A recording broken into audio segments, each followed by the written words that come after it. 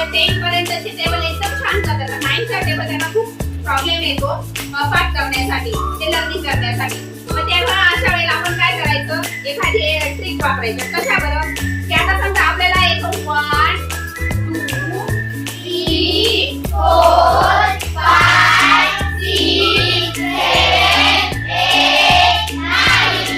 आता हे झाले 9. त्याच्यानंतर मग आपल्याला काय करायचं इथे 0. मग पुढे 1 2 3 4 5 6 7 8 9. आला लक्षात नाही, म्हणजे टेबल आला लक्षामध्ये. बरोबर आहे. म्हणजे काय होतं की असं पहिले लिहून घ्यायचं आणि मग काय करायचा, टेबल पाठ करायचा किंवा लर्निंग करायचा. किती सोपा टेबल आहे की नाही? कोणी म्हणेल का की आम्हाला टेबल येत नाही, कोणी म्हणेल का?